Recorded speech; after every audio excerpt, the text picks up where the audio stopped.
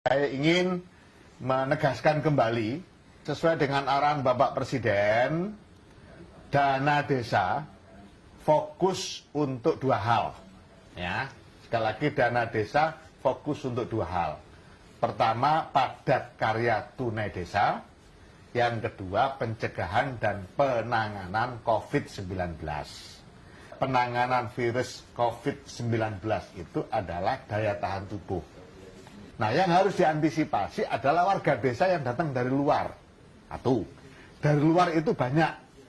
Maksudnya, pertama dari luar kota, dari luar provinsi, dari luar negeri, bahkan dari luar desa pun harus diantisipasi. Lakukan karantina mandiri. Artinya apa? Nggak usah keluar-keluar dari rumah. Kalau perlu nggak usah keluar-keluar dari kamar. Minimal 14 hari. Supaya apa? Supaya kalau seandainya ada virus yang sudah masuk, itu tapi belum berkembang biak, maka selesai. Yang juga harus disiapkan untuk antisipasi, untuk pencegahan, yaitu identifikasi fasilitas desa. Untuk desa yang sudah terbuka, desa yang dekat-dekat dengan desa yang sudah terkena, atau daerah yang sudah terdampak, misalnya, lakukan penyemprotan disinfektan. Dana desa boleh digunakan untuk bikin posko, digunakan untuk bikin disinfektannya, digunakan untuk bikin alat semprotnya, dan seterusnya, untuk beli buku pencatatan kalau memang di balai desa tidak ada. Nah, ini penting banget. Selalu saya tekankan tempat-tempat umum. Jangan kemudian yang disemprot itu rumahnya kades dulu, jangan. Yang disemprot dengan dana desa adalah tempat-tempat umum.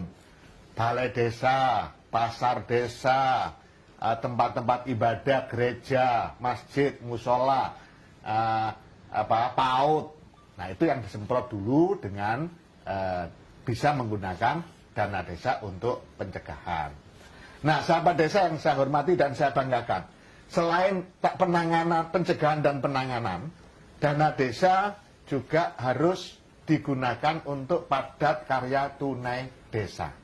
Padat karya tunai desa jangan hanya terfokus pada infrastruktur. Padat karya tunai desa pertama harus melibatkan kelompok miskin, melibatkan pengangguran, melibatkan setengah pengangguran, atau kelompok-kelompok marginal lainnya. Yang kedua, padat karya tunai desa, upahnya harus diberikan setiap hari, tidak boleh mingguan. Hari ini bekerja, hari ini juga mereka menerima upah. Supaya apa? Supaya bisa digunakan untuk membeli bahan makan. Bisa digunakan untuk menjaga kesehatan.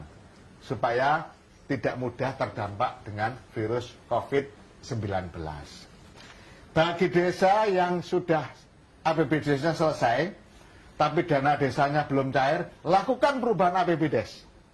Ketika APBDes-nya tidak fokus pada dua hal ini, lakukan revisi APBDes atau perubahan APBDes. Rujukannya jelas, ada surat Permendagri, ada di surat edaran Menteri Desa nomor 8 tahun 2020. Saya yakin sudah beredar semua. Di situ ada dengan merujuk pada peraturan Menteri Dalam Negeri terkait dengan pengelolaan dana desa. Itu bagaimana melakukan perubahan APBDes. Fokus dua hal, padat karya tunai desa dan urusan COVID-19.